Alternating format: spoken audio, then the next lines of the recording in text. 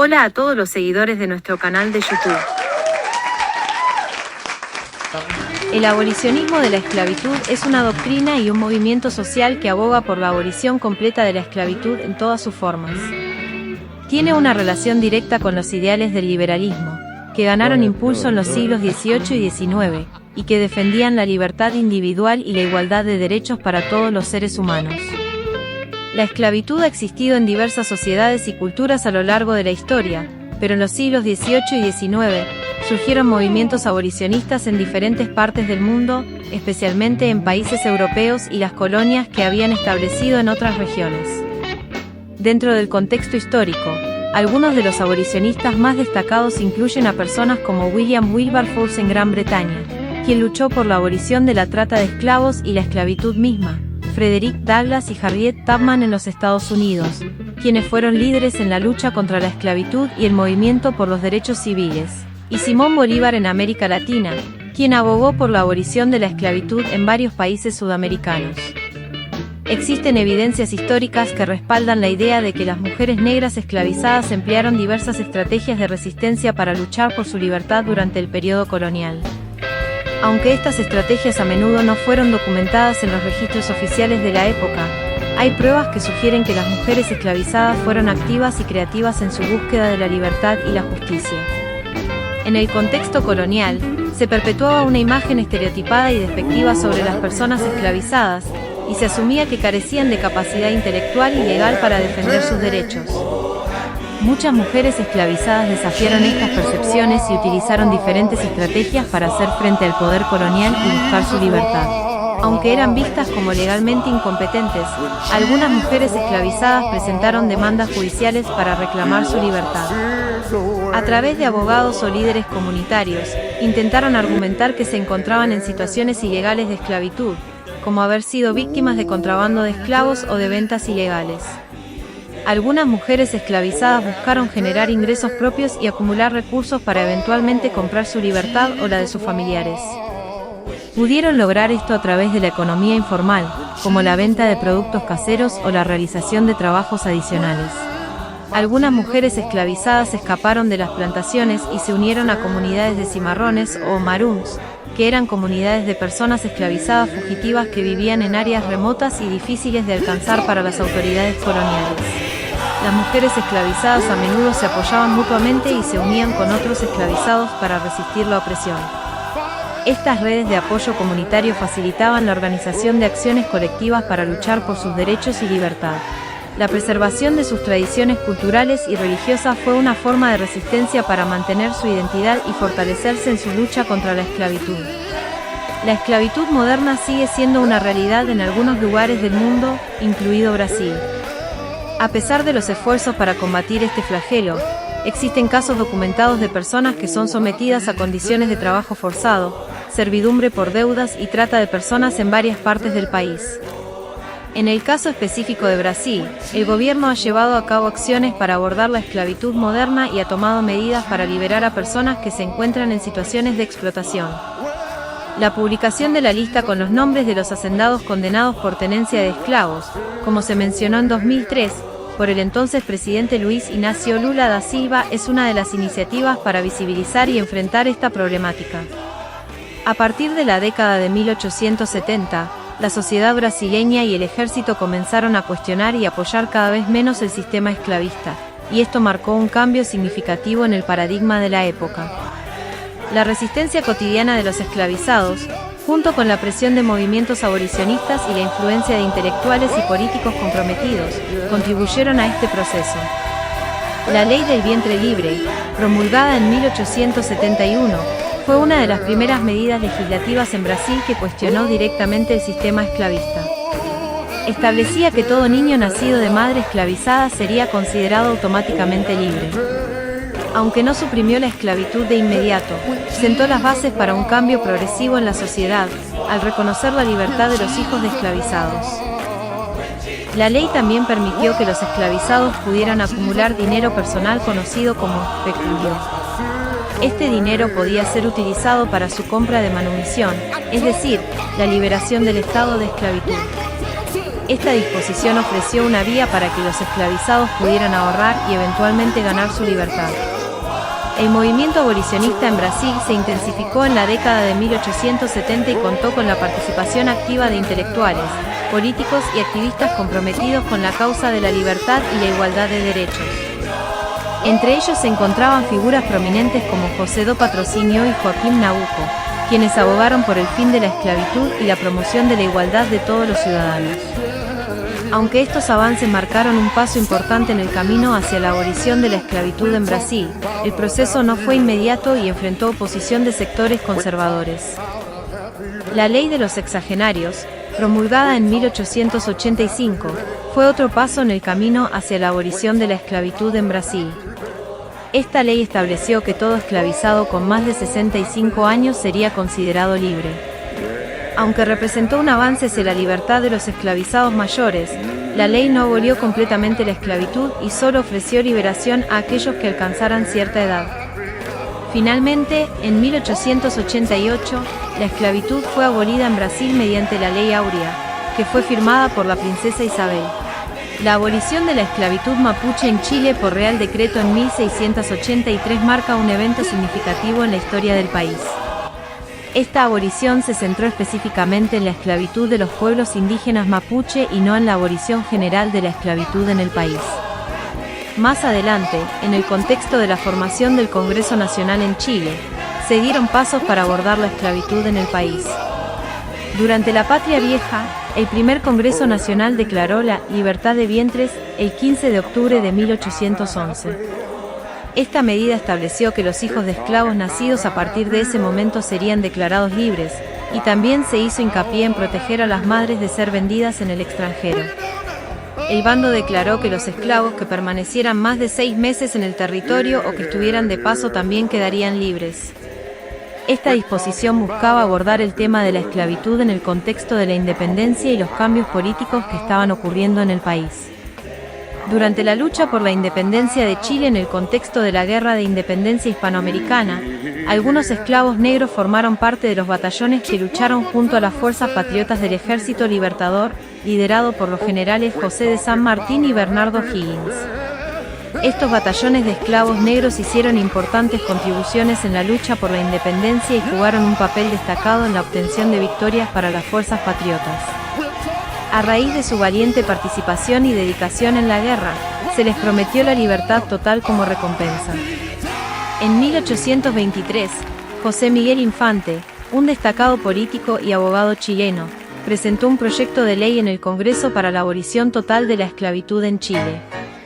En ese momento, el número de esclavos en el país era relativamente bajo, con un poco más de un centenar. La nueva ley, aprobada el 24 de julio de 1823, establecía que serían libres todos aquellos nacidos desde 1811 en adelante y sus descendientes, así como aquellos esclavos que llegaran a pisar el territorio de la República. Esta legislación fue un paso significativo hacia la abolición definitiva de la esclavitud en Chile. Aunque la esclavitud fue abolida legalmente en 1823, aún quedaban desafíos para asegurar la plena igualdad y derechos para todos los ciudadanos, y los efectos de la esclavitud y la discriminación racial persistieron en la sociedad chilena durante muchos años después de la abolición. Bajo la presidencia interina de Ramón Freire, se logró la abolición definitiva de la esclavitud en Chile en diciembre de 1823. Esta abolición fue establecida por medio de la Constitución de ese mismo año, que incluía el artículo 8º, reflejando las ideas previamente propuestas por José Miguel Infante en su proyecto de ley. El artículo 8º de la Constitución de 1823 fue contundente en su declaración: en Chile no hay esclavos, el que pise su territorio por un día natural será libre. El que tenga este comercio no puede habitar aquí más de un mes, ni naturalizarse jamás. Con esta cláusula, Chile se convirtió en el primer país de Iberoamérica en abolir oficialmente la esclavitud. En el territorio de la actual Colombia, la libertad de vientre fue promulgada inicialmente en el Estado Libre de Antioquia. El proyecto de ley que establecía esta medida fue presentado a Juan del Corral por varios diputados, incluyendo a Antonio Arboleda y Arrachea, José Miguel de la Calle, José Félix de Restrepo, Pedro Arrubla y José Antonio Benítez, en 1814. Esta ley, conocida como libertad de partos, establecía que los hijos de esclavas nacidos después de la implementación de la ley no heredarían el estado de esclavitud de sus madres, sino que serían reconocidos como personas libres. Después de su promulgación inicial en el Estado Libre de Antioquia, la libertad de vientre se extendió a todo el territorio de la Gran Colombia, que incluía los actuales países de Colombia, Venezuela, Ecuador, Panamá y partes de Perú y Brasil. Durante la Reconquista Española, que fue un intento de reconquistar los territorios emancipados, algunas de las medidas abolicionistas fueron revertidas temporalmente con la llegada de las tropas españolas. Posteriormente, en la Constitución de 1821, promulgada el 30 de agosto de ese mismo año, se estableció la libertad para los nacidos de padres esclavos, pero con una condición: debían alcanzar la edad de 18 años para ser considerados libres. Además, se previó un impuesto sobre las herencias para proporcionarles medios de subsistencia una vez obtuvieran su libertad. Esta medida representó un avance hacia la emancipación gradual de los hijos de esclavos en la Gran Colombia, pero también mostró una limitación, ya que establecía una edad específica para alcanzar la libertad y estaba sujeta a un impuesto que podría afectar su pleno desarrollo y acceso a recursos. Fue bajo la presidencia de José Hilario López cuando se logró la implantación de la libertad absoluta de los esclavos en Colombia. A través de esta legislación, se otorgó la libertad completa a las personas esclavizadas, poniendo fin a una de las instituciones más injustas y deshumanizadoras de la historia. La ley estableció que los amos recibirían indemnizaciones en forma de bonos como compensación por la liberación de sus esclavos. Esta disposición buscaba abordar los intereses económicos y las preocupaciones de los dueños de esclavos, pero al mismo tiempo garantizaba la libertad de los individuos esclavizados. La abolición de la esclavitud en Colombia y la implementación de la Ley de Manumisión de 1851 no fue aceptada de manera pacífica por todos los amos y sectores conservadores de la sociedad. La resistencia de algunos dueños de esclavos a liberar a sus esclavizados desencadenó una serie de conflictos y levantamientos armados en diferentes regiones del país. La Guerra Civil de 1851 fue un conflicto que estalló como resultado de la oposición de ciertos sectores a la abolición de la esclavitud.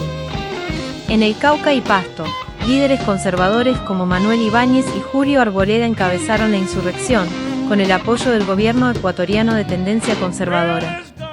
En Antioquia, también hubo un levantamiento liderado por conservadores, con Eusebio Borrero a la cabeza. Estos enfrentamientos entre fuerzas conservadoras y liberales se prolongaron durante aproximadamente 4 meses, hasta que finalmente los liberales lograron la victoria y se consolidó la abolición definitiva de la esclavitud en Colombia. El Reino de Dinamarca y Noruega se convirtió en el primer país europeo en abolir el comercio de esclavos en 1803. Esta decisión fue un hito significativo en la lucha contra la trata de esclavos transatlántica y marcó un cambio importante en la política de esclavitud en Europa. Uno de los intelectuales abolicionistas más destacados de España fue el dominico Bartolomé de las Casas, quien vivió en el siglo XVI. Aunque inicialmente había defendido la idea de llevar esclavos negros a América para liberar a los indígenas del trabajo forzado, más tarde se convirtió en un feroz defensor de los derechos de los indígenas y se opuso a la esclavitud y a los abusos cometidos contra ellos. Su obra, Brevísima relación de la destrucción de las Indias, es un testimonio importante de su postura abolicionista y de su lucha por los derechos de los pueblos indígenas. Otro intelectual abolicionista del siglo XVI fue el jurista Bartolomé Frías de Albornoz, quien también se pronunció en contra de la esclavitud y defendió la igualdad de los seres humanos. En el siglo XIX, durante el periodo liberal, José María Blanco Huite se destacó como un intelectual abolicionista. Blanco Huite fue un escritor, periodista y ensayista español que, debido a sus ideas liberales y abolicionistas, se vio obligado a exiliarse en Inglaterra. Aunque estos intelectuales abolicionistas fueron importantes en su defensa de la libertad y la igualdad, la postura oficial de España respecto a la esclavitud fue ambigua durante gran parte de su historia. Las leyes de Indias, promulgadas por la corona española para gobernar sus colonias en América, establecían normas para el trato de los indígenas y, aunque prohibían la esclavización de los indígenas, no impidieron el tráfico de esclavos africanos. Las leyes de Indias ofrecían ciertas protecciones a los indígenas americanos, pero no abordaban directamente el problema de la esclavitud africana en las colonias. El primer ejemplo de legislación relacionada con la esclavitud en la historia de las leyes españolas se puede encontrar en las séptimas partidas de Alfonso X el Sabio, un código legal compilado en el siglo XIII. En este código, se expresaron reservas con respecto a la servidumbre, como el caso de la reina Isabel de Castilla y la Real Provisión de 1500. La reina Isabel de Castilla emitió una Real Provisión en Sevilla el 20 de junio de 1500, ordenando que los indios que habían sido enviados por Cristóbal Colón a Andalucía se pusieran en libertad y se devolvieran a sus lugares de origen en el continente americano. Esta disposición fue una de las primeras acciones específicas que se tomaron para proteger los derechos de los indígenas americanos y evitar su esclavización. Durante las Cortes de Cádiz, que tuvieron lugar entre 1810 y 1814, se llevaron a cabo debates significativos sobre la cuestión del esclavismo en el contexto del proceso de redacción de la Constitución de 1812 en España. Entre los diputados que participaron en estos debates se destacaron figuras como José Miguel Guridi Alcocer, representante de Tlaxcala, y Agustín de Argüelles. Aunque hubo discusiones sobre el tema de la esclavitud, la Constitución de 1812 finalmente no optó por el abolicionismo. Es decir, no se decretó la abolición inmediata de la esclavitud en el territorio español ni en sus colonias. La Constitución de 1812, también conocida como la PEPA, fue un hito en la historia constitucional de España, ya que estableció una serie de reformas importantes que buscaban limitar el poder del monarca y establecer un gobierno más liberal y representativo. Todas estas reformas fueron derogadas por el rey Fernando VII en 1814, tras su regreso al trono después de la derrota de las fuerzas napoleónicas. La derogación de la Constitución de 1812 por parte de Fernando VII significó un retroceso en los avances hacia el liberalismo y la igualdad de derechos. Durante el reinado de Fernando VII y en los años posteriores, España continuó siendo una sociedad marcada por profundas desigualdades y tensiones, incluyendo la persistencia de la esclavitud en sus colonias. La presión de las potencias de la Restauración europea, especialmente el Reino Unido, tuvo un papel importante en la decisión de Fernando VII de abolir la trata de esclavos. En el marco del Congreso de Viena, que tuvo lugar entre 1814 y 1815, las potencias europeas discutieron sobre asuntos relacionados con el orden político y territorial después de las guerras napoleónicas. El Tratado para la Abolición del Tráfico de Negros fue firmado entre el Reino de España y el Reino Unido de la Gran Bretaña e Irlanda en Madrid el 23 de septiembre de 1817. Según este tratado, se acordó poner fin a la trata de esclavos, y se estableció que el tráfico de esclavos se detendría de manera efectiva a partir del 30 de mayo de 1820. La abolición de la trata de esclavos en virtud del Tratado de 1817 no puso fin a todas las formas de esclavitud, y en muchos lugares persistió la esclavitud reproductiva, también conocida como esclavitud de vientres. Esta práctica implicaba que los hijos nacidos de madres esclavas también serían considerados esclavos, perpetuando así la esclavitud de generación en generación.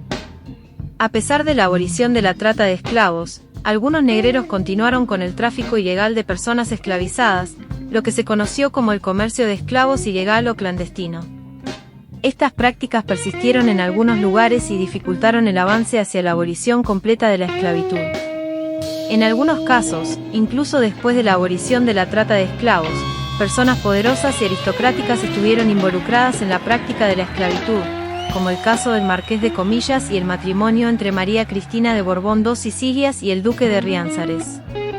Estos ejemplos destacan cómo a pesar de los esfuerzos legislativos y las presiones internacionales, la esclavitud aún tenía raíces profundas y seguía siendo practicada por algunos sectores poderosos de la sociedad. Durante la regencia de María Cristina de Borbón, que gobernó España entre 1833 y 1840, los liberales en el poder tomaron la decisión de mantener la esclavitud en las colonias de España, que en ese momento incluían principalmente Cuba, Puerto Rico y Filipinas. Optaron por abolir la esclavitud en la península, la parte continental de España, las islas adyacentes y los territorios africanos, por el solo hecho de pisar, mediante una ley promulgada el 8 de marzo de 1837. La esclavitud continuó siendo una realidad en Cuba, Puerto Rico y Filipinas, donde la explotación de personas esclavizadas persistió durante varios años más. En 1842, se reguló la esclavitud mediante un reglamento, que establecía las normas y condiciones bajo las cuales se permitía la posesión y el trato de los esclavos en los territorios donde aún estaba permitida la institución. Aunque este reglamento pudo haber impuesto ciertas restricciones y reglas en relación a la esclavitud, no significó su abolición completa. La abolición definitiva de la esclavitud en las colonias españolas no se logró hasta más tarde en el siglo XIX. En el caso de Cuba, por ejemplo, la esclavitud fue abolida en 1886, mientras que en Puerto Rico fue abolida en 1873. La Sociedad Abolicionista Española fue creada el 2 de abril de 1865 por iniciativa del hacendado puertorriqueño Julio Vizcarrondo. Julio Vizcarrondo, quien había liberado a sus esclavos en Puerto Rico, se trasladó a la península y se convirtió en un ferviente defensor de la abolición de la esclavitud en España. El 10 de diciembre del mismo año, Vizcarrondo fundó el periódico El Abolicionista, que se convirtió en un importante medio de difusión de las ideas abolicionistas en España. La Sociedad Abolicionista Española tuvo como objetivo principal promover la abolición de la esclavitud en el territorio español y en sus colonias. Esta iniciativa contó con el apoyo de diversos sectores sociales, incluyendo políticos que más tarde participaron en la Revolución de 1868, también conocida como la Gloriosa. La Revolución de 1868 fue un levantamiento que tuvo lugar en septiembre de ese año, y su objetivo era derrocar a la reina Isabel II y promover reformas políticas y sociales en España. La revolución condujo a la caída de Isabel II y abrió un periodo de cambio y reformas políticas en el país, conocido como el Sexenio Democrático. Durante este periodo, se promulgó la Constitución de 1869, que abolió la esclavitud en España y en sus colonias de forma definitiva. Como consecuencia de los esfuerzos y presiones del movimiento abolicionista en España, se promulgó la ley conocida como Ley Moret en 1870. Esta ley llevó el nombre de Segismundo Moret, quien en ese momento era ministro de ultramar en el gobierno español. La Ley Moret estableció la libertad de vientres, lo que significaba que los hijos nacidos de madres esclavas serían considerados libres. Esta ley provocó la oposición y el descontento de los esclavistas y los sectores que se beneficiaban de la esclavitud en España, ya que significaba un paso hacia la abolición gradual de la institución.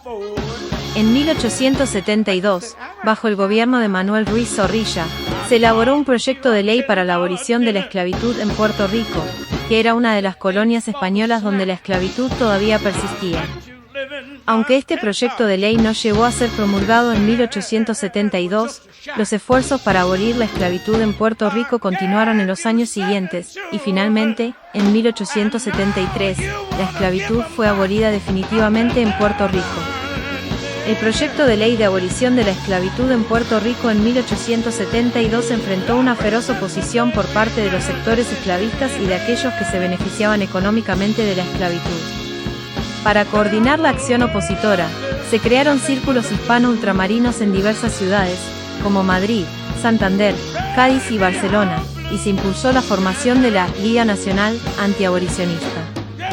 Estos grupos opositores llevaron a cabo diversas acciones para evitar la aprobación de la ley de abolición, incluyendo la instigación de plantes y conspiraciones contra el rey Amadeo de Saboya, quien en ese momento gobernaba España, así como campañas de prensa y manifestaciones callejeras. La oposición se debía en gran medida a los intereses económicos y sociales de los sectores esclavistas que temían las consecuencias de la abolición de la esclavitud en Puerto Rico. La crispación y las tensiones entre los defensores y opositores de la abolición de la esclavitud reflejaron los profundos conflictos sociales y económicos que existían en ese momento en España y sus colonias. Finalmente, en enero de 1873, la Sociedad Abolicionista Española organizó una manifestación en Madrid en respuesta a las acciones de la oposición. La lucha por la abolición de la esclavitud en Cuba también continuó, y finalmente, en 1886, la esclavitud fue abolida en toda la isla. La oposición al proyecto de ley abolicionista en Puerto Rico fue un tema controvertido y sensible durante el reinado de Amadeo y en España. La prensa conservadora criticó al rey Amadeo y por no oponerse al Parlamento, que estaba dominado por una alianza de monárquicos progresistas y republicanos en esta cuestión específica de la abolición de la esclavitud. El jefe de gobierno en ese momento, Manuel Ruiz Zorrilla, era un monárquico progresista que apoyaba la abolición de la esclavitud, mientras que figuras destacadas del republicanismo español como Emilio Castelar o Francisco Pi y Margall también respaldaron la abolición. El ambiente político era tenso y polarizado, y se especula que el rey Amadeo I podría haber enfrentado un golpe militar si hubiera refrendado la abolición de la esclavitud en Puerto Rico el 7 de febrero de 1873. Para evitar una confrontación y mantener la estabilidad, Amadeo I ratificó la orden del gobierno de disolver el arma de artillería, que era uno de los cuerpos militares considerados más propensos a protagonizar un levantamiento. La situación política seguía siendo complicada, y el 11 de febrero de 1873, Amadeo I abdicó como rey de España. La abolición de la esclavitud en Puerto Rico no se llevó a cabo durante su reinado, pero finalmente se logró con la proclamación de la Primera República Española en ese mismo año. La abolición de la esclavitud en Puerto Rico se concretó en 1873 bajo el gobierno de la Primera República Española, que fue efímera y estuvo marcada por fuertes tensiones y conflictos políticos. La abolición de la esclavitud en Puerto Rico se concretó el 22 de marzo de 1873, un mes después de la abdicación del rey Amadeo y la proclamación de la Primera República Española. Este acontecimiento animó al historiador cubano José Antonio Sacco a escribir y publicar su monumental obra, Historia de la esclavitud desde los tiempos más remotos hasta nuestros días, en París entre 1875 y 1877, en 4 volúmenes. La obra de Sacco es una valiosa fuente de información sobre la historia y las realidades de la esclavitud en diversas épocas y regiones. En el caso de Cuba, la abolición de la esclavitud llegó más tarde que en Puerto Rico.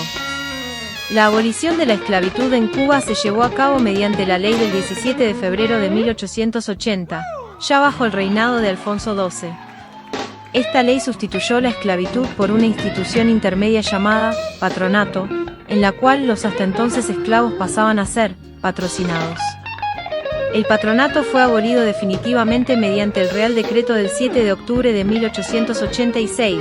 Se logró la abolición definitiva de la esclavitud en Cuba, marcando un importante hito en la lucha por la igualdad y los derechos humanos en el país. Las autobiografías de 2 esclavos, Juan Francisco Manzano y Esteban Montejo, son testimonios valiosos que nos permiten entender las experiencias y las duras realidades que enfrentaron las personas esclavizadas en Cuba durante ese periodo de la historia. El movimiento abolicionista en Estados Unidos se formó en la década de 1830 y tuvo su origen en los estados del norte del país. El abolicionismo fue un movimiento social y político que buscaba la abolición de la esclavitud en Estados Unidos y se basaba en principios de justicia, igualdad y derechos humanos. En 1831, se fundó la New England Anti-Slavery Society, Sociedad Antiesclavitud de Nueva Inglaterra, que fue una de las primeras organizaciones abolicionistas importantes en Estados Unidos. Esta sociedad estaba formada por activistas y reformistas que luchaban por la abolición de la esclavitud y promovían la conciencia pública sobre la injusticia de esta institución. La posesión de esclavos se permitió en Estados Unidos hasta el final de la Guerra de Secesión, especialmente en los estados del sur, donde la esclavitud era una parte fundamental de la economía y la sociedad. La Guerra de Secesión, también conocida como la Guerra Civil Americana, fue un conflicto sangriento que se libró entre 1861 y 1865, y uno de los principales puntos de disputa fue la cuestión de la esclavitud. Aunque la Constitución de Estados Unidos mencionaba aspectos relacionados con la esclavitud, como el recuento de esclavos en el sistema de representación y la protección del derecho de los propietarios de esclavos a recuperar a sus esclavos fugitivos, no usaba explícitamente la palabra esclavitud. La cuestión de la esclavitud fue tratada en la Constitución de manera indirecta y ambigua, lo que generó tensiones y conflictos en el país. Con el tiempo, la cuestión de la esclavitud se convirtió en uno de los temas más divisivos y polarizadores de la política estadounidense. El movimiento abolicionista creció en fuerza y alcance, y los abolicionistas lucharon incansablemente por la abolición de la esclavitud, buscando cambiar las leyes y la opinión pública. La abolición de la esclavitud se llevó a cabo de manera gradual en los estados del norte de Estados Unidos, y para 1830, todos los estados al norte de Maryland habían abolido la esclavitud. En el sur, la esclavitud se mantuvo arraigada y fue defendida como parte fundamental de la economía y la sociedad de la región. El creciente fortalecimiento de la actitud antiesclavitud en el norte llevó gradualmente a la evolución del pensamiento público hacia una postura contra la esclavitud. Esto eventualmente condujo al surgimiento del movimiento abolicionista, que buscaba la abolición total y rápida de la esclavitud en todo el país. Aunque muchas personas en el norte estaban en contra de la esclavitud después de 1830, no todos aceptaban las posiciones extremas de los abolicionistas. Muchos en el norte abogaban por la abolición gradual y la emancipación controlada, mientras que los abolicionistas defendían una abolición inmediata e incondicional. Abraham Lincoln, quien se convertiría en el 16º presidente de Estados Unidos, era contrario a la esclavitud y se oponía a su expansión a los nuevos territorios del oeste. Inicialmente, Lincoln no era un abolicionista radical y no buscaba la abolición inmediata de la esclavitud en los estados donde ya estaba presente. Su objetivo era mantener la unión intacta y, al mismo tiempo, limitar la expansión de la esclavitud. La posición de Lincoln evolucionó y se comprometió con la abolición de la esclavitud mediante la Proclamación de Emancipación en 1863, que liberó a todos los esclavos en los estados rebeldes durante la Guerra Civil. El abolicionismo como principio era mucho más radical que simplemente ampliar las restricciones a la esclavitud. Mientras que la mayoría de los norteños aceptaban la existencia de la esclavitud y no tenían como objetivo cambiar este sistema de forma drástica, los abolicionistas buscaban la abolición completa y definitiva de la esclavitud, sin importar las consecuencias o el costo. Los abolicionistas eran partidarios de una política de liberación inmediata e indemnizada de los esclavos, sin aceptar la idea de una emancipación gradual. Su objetivo era poner fin a la esclavitud de una vez por todas y abogaban por la igualdad y la justicia para todos los seres humanos, independientemente de su raza. El movimiento abolicionista se caracterizó por su firme convicción en la inmoralidad y crueldad de la esclavitud y por su determinación en luchar por su erradicación. Muchos abolicionistas, como el mencionado John Brown, adoptaron medidas más radicales y emplearon la violencia como medio para luchar contra la esclavitud y precipitar su fin. Brown lideró una insurrección armada en Harper Ferry, Virginia, ahora Virginia Occidental, en 1859, en un intento de liberar a los esclavos y desencadenar una revuelta contra la esclavitud. Su acción fue un intento desesperado y fallido, pero demostró la determinación extrema de algunos abolicionistas en su lucha contra la esclavitud. William Lloyd Garrison fue un influyente abolicionista y su periódico, The Liberator, se convirtió en una poderosa herramienta de propaganda en la difusión de las ideas abolicionistas.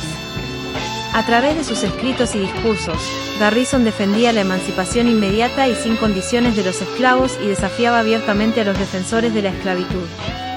En la Guerra de Secesión de Estados Unidos, también conocida como la Guerra Civil Americana. Aunque los cuáqueros, como Benjamin Light y John Woolman, se destacaron por su participación en el movimiento abolicionista, este no estaba limitado exclusivamente a ellos. El abolicionismo abarcaba un amplio espectro de individuos y grupos que se oponían a la esclavitud y buscaban su abolición. El movimiento abolicionista tenía raíces en diversas corrientes religiosas y filosóficas, y muchas personas de diferentes denominaciones religiosas, incluidos los metodistas libres, se unieron a la causa. Los metodistas libres eran un grupo que se separó de la Iglesia Metodista en la década de 1860 debido a sus diferencias en cuestiones como la esclavitud y otros temas sociales y teológicos. El abolicionismo influyó en la política y la sociedad de Estados Unidos en las décadas previas a la Guerra de Secesión. A través de la propaganda, la prensa, las manifestaciones y las actividades políticas, los abolicionistas difundieron sus ideas y concientizaron al público sobre la inmoralidad y crueldad de la esclavitud. El abolicionismo, junto con otros factores políticos y sociales, desempeñó un papel determinante en la Guerra de Secesión y en la posterior abolición de la esclavitud en Estados Unidos con la aprobación de la 13ª enmienda en 1865. El ferrocarril subterráneo fue una red clandestina de activistas y simpatizantes abolicionistas que trabajaron juntos para ayudar a los esclavos fugitivos a escapar hacia la libertad.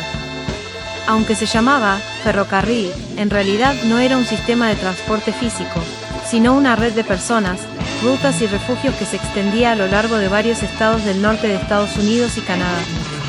El ferrocarril subterráneo operó principalmente durante la década de 1850, en un momento en que la esclavitud era una cuestión candente y la ley de esclavos fugitivos de 1850 endureció las leyes federales contra los esclavos fugitivos y aquellos que los ayudaban.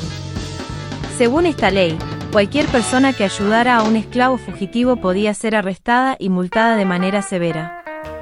A pesar de los riesgos y las penas que conllevaba, muchos abolicionistas estadounidenses se involucraron activamente en el ferrocarril subterráneo. Ayudaban a los esclavos fugitivos a encontrar refugio, comida y ropa, y los guiaban a lo largo de rutas secretas hacia la libertad. Los esclavos fugitivos eran a menudo trasladados de una casa segura a otra durante la noche, en secreto y bajo la protección de los abolicionistas y personas solidarias que formaban parte de la red. Después de la Revolución Francesa y la Declaración de los Derechos del Hombre y del Ciudadano en 1789, la cuestión de la esclavitud se convirtió en un tema importante de debate en Francia.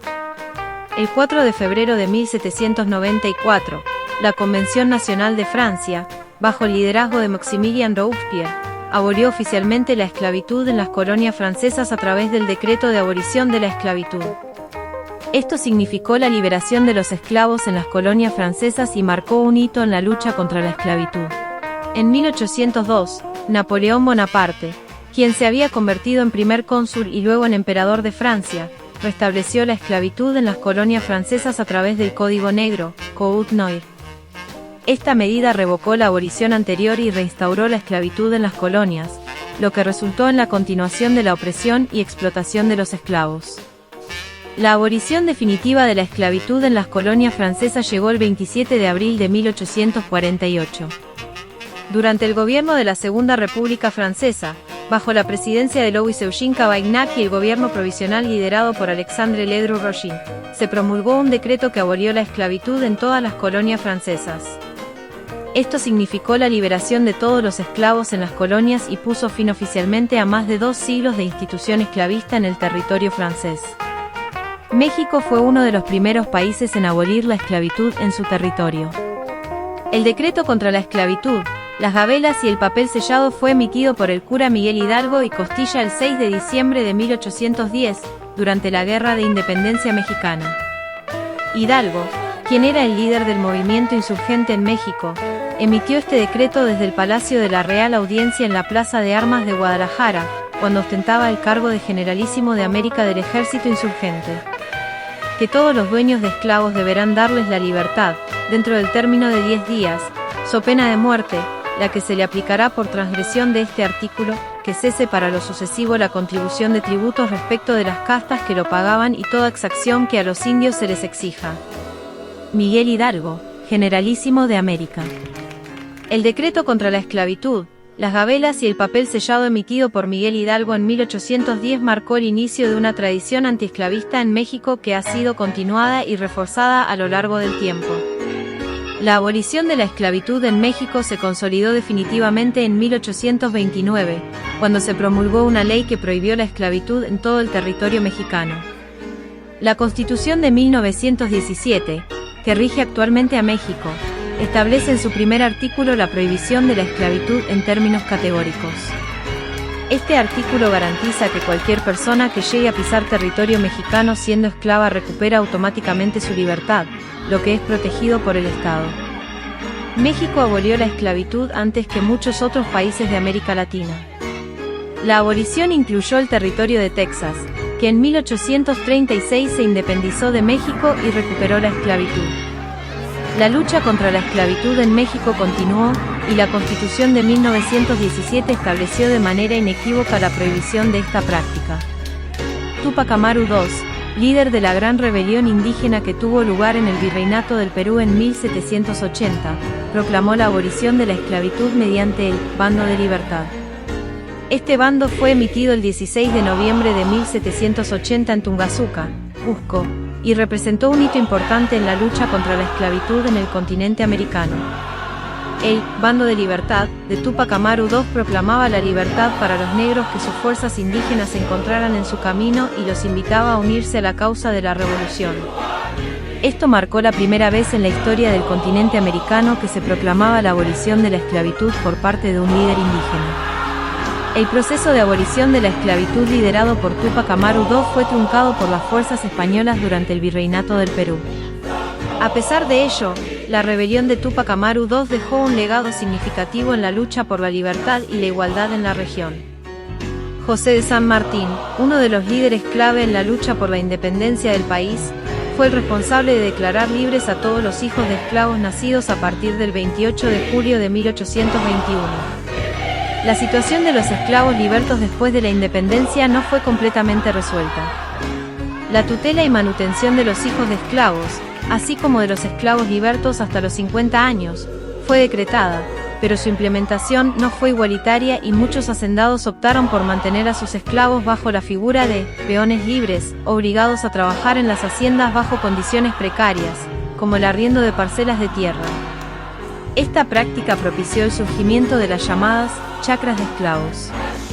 Aunque la independencia llevó a la abolición de la esclavitud en términos legales, muchas personas afrodescendientes continuaron enfrentando condiciones de trabajo forzado y explotación en las haciendas y plantaciones.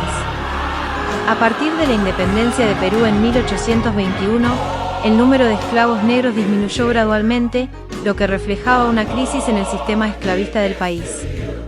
Esta crisis se prolongó hasta 1854, cuando finalmente se promulgó la abolición de la esclavitud en Perú. Rebeliones y levantamientos. Los esclavos negros se rebelaron en varias ocasiones, buscando su libertad y mejoras en sus condiciones de vida. Ejemplos notables de estas rebeliones fueron la revuelta de los Marañones en 1781 y la revuelta de los Congos en 1828. Los esclavos negros formaron comunidades y redes de apoyo para protegerse mutuamente y resistir la opresión. Estas comunidades, a menudo conocidas como cumbes o palenques, ofrecían refugio a los esclavos fugitivos y proporcionaban un espacio donde podían mantener sus tradiciones culturales y resistir la asimilación forzada. Los esclavos negros también practicaban la resistencia pasiva, como el sabotaje de herramientas o equipos de trabajo, el retraso en las tareas asignadas o la simulación de enfermedades para evitar trabajar en condiciones desfavorables. La huida y fuga de los esclavos negros fue otra forma común de resistencia. Muchos esclavos intentaron escapar de sus amos y buscar la libertad, ya sea uniéndose a comunidades de esclavos fugitivos o buscando refugio en zonas remotas y de difícil acceso. La liberación de los esclavos en Perú fue proclamada por Ramón Castilla el 5 de diciembre de 1854, durante un periodo de conflictos políticos y de lucha por el poder con el entonces presidente Echenique. Para lograr la libertad de los esclavos, el gobierno peruano tuvo que pagar a sus propietarios una compensación de 300 pesos por cada esclavo liberado. Esta medida fue conocida como la Ley de la Libertad de Vientres y la Libertad de los Esclavos en 1854. La compensación económica a los propietarios fue un egreso importante para el gobierno, representando casi 8 millones de pesos en total. Estos fondos para el pago de las indemnizaciones fueron costeados con los ingresos generados por las exportaciones del guano, un valioso recurso natural presente en las islas guaneras del litoral peruano. A pesar de la abolición de la esclavitud, algunos patrones declararon tener más esclavos de los que realmente poseían para recibir más dinero en compensación. Esta práctica fue una forma de obtener mayores beneficios económicos de la liberación de los esclavos y puede haber sido una estrategia para aprovechar el programa de indemnización del gobierno. La llegada de Ramón Castilla a Lima en enero de 1855 y su elección como presidente provisional marcaron el inicio de una nueva etapa en la historia afroperuana y del Perú en general. Además de la abolición de la esclavitud, la Constitución de 1856 también contempló la abolición del tributo indígena, una carga económica impuesta a los pueblos indígenas durante la época colonial y que se había mantenido vigente en ciertas regiones del país hasta entonces. La abolición de la esclavitud en Portugal y en las colonias portuguesas fue un proceso gradual que se llevó a cabo a lo largo de varias etapas. En primer lugar, bajo el gobierno del Marqués de Pombal, se emitió una ley en 1761 que abolió la esclavitud en Portugal y en las colonias de la India portuguesa. En las colonias portuguesas de América, como Brasil, se siguió permitiendo la esclavitud. A principios del siglo XIX, Portugal se unió a Gran Bretaña en la prohibición de la trata de esclavos, lo que significó que ya no se permitía la importación de nuevos esclavos a las colonias. En 1854, por decreto, se liberaron todos los esclavos que pertenecían al gobierno colonial portugués. 2 años después, en 1856, también se liberó a todos los esclavos propiedad de la Iglesia en las colonias. Finalmente, el 25 de febrero de 1869, se produjo la abolición completa de la esclavitud en el Imperio portugués. Esta ley garantizaba la libertad de todos los esclavos en las colonias, poniendo fin a la práctica de la esclavitud en el territorio portugués y sus posesiones coloniales. La influencia de hombres como John Newton y William Wilberforce fue crucial en el movimiento abolicionista británico, que buscaba poner fin a la trata de esclavos y la esclavitud en el Imperio británico. John Newton fue un negrero arrepentido que se convirtió en un abolicionista ferviente después de experimentar una profunda transformación personal. Su folleto, Pensamientos sobre la trata de esclavos, publicado en 1788, fue una condena apasionada de la trata de esclavos y sus horrores, y ayudó a generar conciencia pública sobre la inmoralidad de esta práctica. William Wilberforce, por su parte, fue un destacado líder parlamentario que encabezó la campaña para abolir la trata de esclavos en el Parlamento británico. Fundó la Society for Affecting the Abolition of Slavery en 1789, junto con otros abolicionistas como Thomas Clarkson. Esta sociedad tenía como objetivo informar al público sobre la trata de esclavos y sus terribles prácticas, y presionar al Parlamento para que tomara medidas para poner fin a esta atrocidad. En 1807, el Parlamento británico aprobó la Ley de Abolición de la Trata de Esclavos, que prohibía la compra y venta de esclavos africanos en el Imperio británico. Y en 1833, bajo la dirección de Wilberforce, se aprobó la Ley de Abolición de la Esclavitud, que puso fin a la esclavitud en las colonias británicas. En 1807 se aprobó el Acta del Comercio de Esclavos, que prohibía la trata de esclavos en el territorio de Inglaterra. Esta fue una medida importante en la lucha contra la trata de esclavos, pero no abolió la esclavitud en sí misma. Fue en 1833 cuando se aprobó la Slavery Abolition Act, Ley de Abolición de la Esclavitud, que estableció que a partir del 1 de agosto de 1834 todos los esclavos en las colonias británicas quedarían libres. Se estableció un periodo de transición de 4 años durante el cual los esclavos seguirían vinculados a sus amos, pero recibirían un salario por su trabajo. Esto se hizo para permitir una transición gradual hacia la libertad y evitar trastornos económicos para los propietarios de plantaciones en el Caribe y otras colonias. Los propietarios de plantaciones recibieron una indemnización de 20 millones de libras esterlinas como compensación por la pérdida de sus esclavos. Esta indemnización fue financiada por los contribuyentes británicos y generó controversia y críticas por parte de los abolicionistas, que consideraban que los propietarios de esclavos no deberían haber sido recompensados por su participación en un sistema inmoral e inhumano. Si te ha gustado el contenido y deseas contribuir al crecimiento continuo de este canal, te invito a considerar la posibilidad de suscribirte a Patreon. Por tan solo 3 euros al mes, no solo estarás apoyando mi creatividad y esfuerzo, sino que también tendrás acceso exclusivo a contenido más detallado y enriquecedor. Como suscriptor, formarás parte de una comunidad comprometida con el desarrollo y la exploración de nuevos temas. Tu apoyo es fundamental para seguir creando contenido. Únete a Patreon y sé parte de esta emocionante aventura.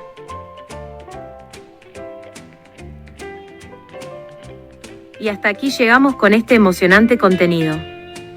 Si te ha gustado y quieres seguir explorando temas fascinantes como este, no olvides suscribirte al canal y activar la campanita para recibir notificaciones de nuestros nuevos vídeos. Nos vemos en el próximo vídeo. Hasta luego.